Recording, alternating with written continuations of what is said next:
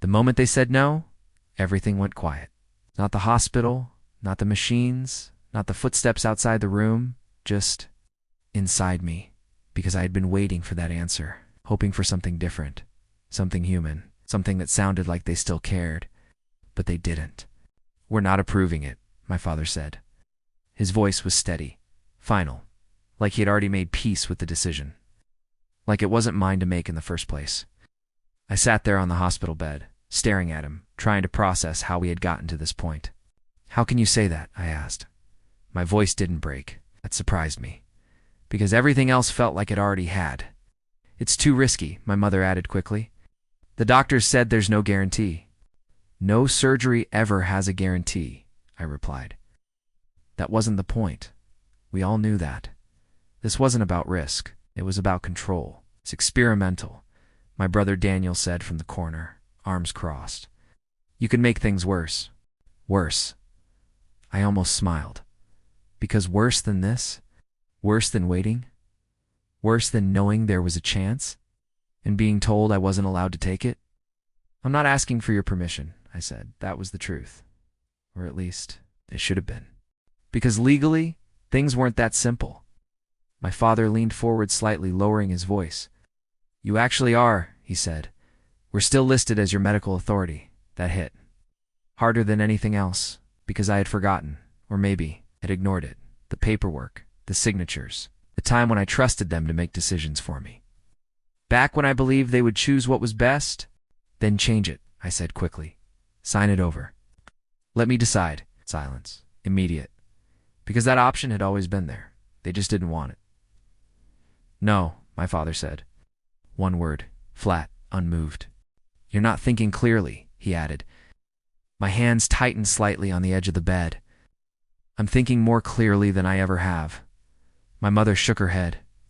"You're scared," she said softly. "Yes," I replied.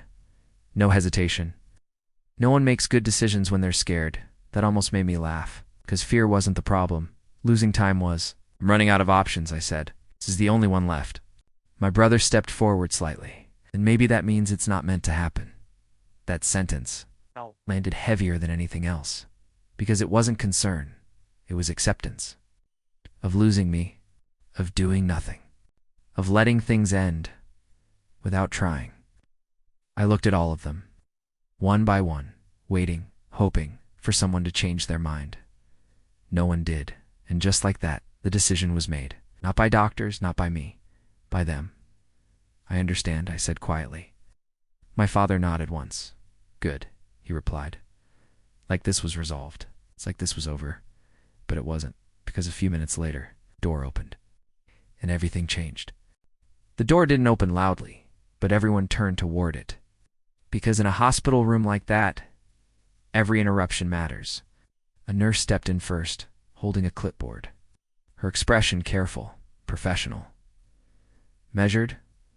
The surgical team is ready," she said gently. "We just need final authorization." Silence, immediate. Because everyone already knew what that meant. My father didn't hesitate. "We're not proceeding," he said. The nurse paused, just for a second, like she was hoping someone else would speak. No one did. She looked at me briefly, then back at him. "Sir," she said carefully, "this procedure has been scheduled under urgent recommendation." "I understand," he replied. "And we're declining. Such a simple word, for something that wasn't simple at all. My chest tightened slightly. Not from fear, from time, because every second that passed was a second I wasn't getting back. "There are risks either way," the nurse added. "Waiting could. We've made our decision," my father interrupted. "Final. Again." The nurse nodded slowly, but something in her expression changed. Not frustration, not disagreement. Something quieter, like she didn't believe this should be happening. "I'll inform the team," she said softly. She turned, walked toward the door, and for a moment I thought that was it. That this was how it ended, not with a fight, not with a last attempt. It's just a decision made in a quiet room. But then another voice came from the hallway. "Hold on." The nurse stopped, turned, and stepped slightly aside. Because someone else was entering. Someone different, not rushed, not uncertain, controlled. The kind of presence that shifts a room before a word is even spoken. He walked in without looking at anyone immediately. His eyes moved across the monitors, the charts, the setup, taking everything in. Then he looked at me and paused. Just for a second, not confusion, not surprise. Recognition. I saw it instantly, the same way you recognize someone you've seen before, but didn't expect to see here. "Status?" he asked calmly. The nurse straightened slightly. "Procedure pending authorization," she replied. "Family has declined." He didn't react right away, didn't question it, didn't challenge it. He just nodded once, and finally turned toward my family. "And on what basis was that decision made?" he asked. My father stepped forward slightly. "We believe the risks outweigh the benefits." The man studied him for a moment, not judging, not agreeing, just assessing. "Were you briefed on the full scope of the procedure?" he asked. "Yes," my father said. "We've discussed it." "With whom?" the man asked. That question landed differently, sharper, more precise. "The attending physician," my father replied. The man nodded slowly, then asked, "And the surgical lead?" Silence. Short, but enough. Because the answer was clear. No, they hadn't. "I see," he said.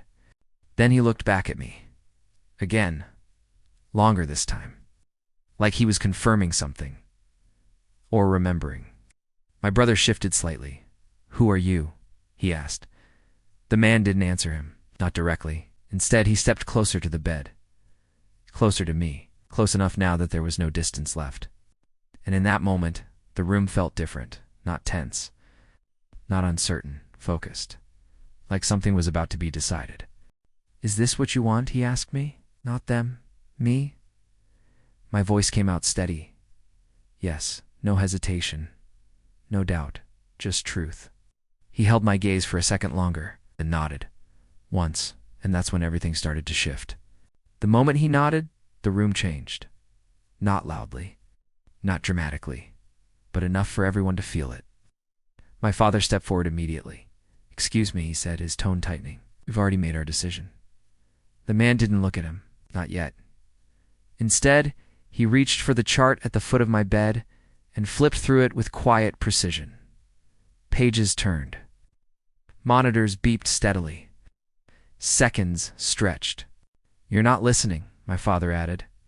"We are his medical authority." That got his attention. Slowly, he looked up.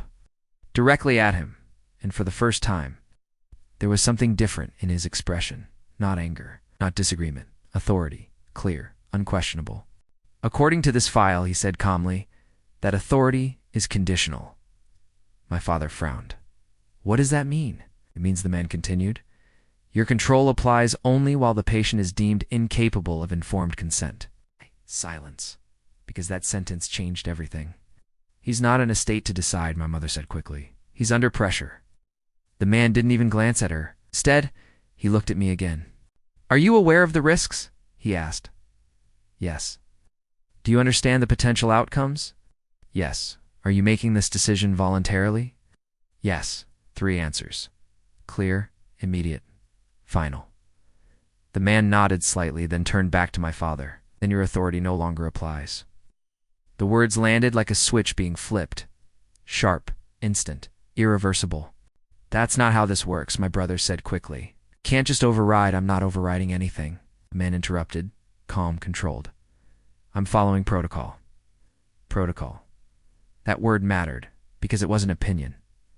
It wasn't emotion. It was law. My father's voice hardened. "We're not consenting to this surgery." The man held his gaze. "You don't have to." That was it. So that was the moment. Because suddenly, they weren't part of the decision anymore. My mother took a step back. "What are you saying?" she asked, her voice unsteady. The man closed the chart, placed it back down. Then finally he straightened his posture, fully, like he had reached the end of something. "My name," he said calmly, "is Dr. Adrian Hale." The room froze. Because that name didn't just belong to a doctor. It meant something, even if they didn't understand it yet. My father's expression shifted. Recognition, slow, uneasy. "You're the," he started, but stopped, because saying it out loud would make it real. "I am the chief of surgery," he finished. Silence. Absolute. Because now, everything had context. Questions, the authority, the control. And the fact that he hadn't introduced himself earlier wasn't an accident. It was timing. My brother stepped back slightly. "You're saying you can just—" "I'm saying," Dr. Hale replied calmly, "that the patient has made his decision. Every word was measured, precise, and I will honor it." My father's confidence collapsed. Not loudly, but enough to matter. "This is a mistake," he said. But it didn't sound like certainty anymore. It sounded like loss. Dr. Hale didn't argue, didn't push. He simply turned toward the nurse. "Prepare the surgical team," he said. And just like that, the decision was no longer theirs. No one moved. Not immediately. Because the moment he said it, everything stopped. Prepare the surgical team. For simple words. But they erased every decision my family thought they had made. The nurse nodded quickly and stepped out, her pace faster now, purposeful, focused. Because this was no longer a discussion. It was happening. My father stood there, staring at Dr. Hale like he was trying to find a way back into control. "There has to be a mistake," he said, his voice lower now. "You don't understand the full situation." Dr. Hale didn't react. He didn't argue. He simply looked at him, calm, unmoved. "I understand it completely," he said. That was the difference, because for the first time, someone in that room wasn't guessing, wasn't assuming, wasn't deciding based on fear. My mother's voice trembled slightly. "You're risking his life." Dr. Hale's response came instantly. He's choosing to fight for it. Silence. Because that sentence didn't leave room for debate. My brother shook his head. "You're letting him make a mistake." Dr. Hale didn't look at him. "He's making a decision," he corrected. That distinction mattered. More than anything else that had been said, because a mistake implies weakness. A decision implies control. And control was the one thing they had been trying to take from me all along. I swung my legs slowly over the side of the bed. Not dramatic, not rushed, just steady. Because for the first time since I walked into that room, everything felt clear. "You don't have to do this," my father said, his voice softer now. Not commanding, not controlling, asking, and that was new. Very new. I looked at him. Really looked at him. At the man who had decided for me, spoken for me, refused me. "I do," I said quietly. My mother stepped forward, tears in her eyes now. "We're just trying to protect you." I nodded slightly. "I know, and I meant it, because they weren't trying to hurt me. They were trying to control what they were afraid of losing. But that didn't make it right." "It's my life," I added. Simple, clear, unavoidable. My brother looked away because there was nothing left to argue, no angle left to push, no control left to hold. Dr. Hale stepped slightly to the side, giving space as two surgical staff members entered with the transport bed. Efficient, prepared, on time, because everything was already in motion. "Ready?" one of them asked. I nodded. Yes, no hesitation, no doubt, just certainty. As they helped me onto the bed, I glanced once more at my family. They weren't angry anymore. They weren't arguing. They were just watching, because now they understood something. This was never their decision. It never should have been. Dr. Hale stood at the foot of the bed, his posture calm, grounded, and just before they started moving, he spoke again. Quietly, but clearly. "Your name," he said, looking at me, "was already on the list." That caught my attention. "What list?" I asked. He held my gaze for a second, then said, "The ones we don't give up on." Silence. But this time, it wasn't heavy, it wasn't tense. It was something else, something lighter. Because for the first time, I wasn't being held back. I was moving forward. And as the doors opened and they wheeled me out, I didn't look back again.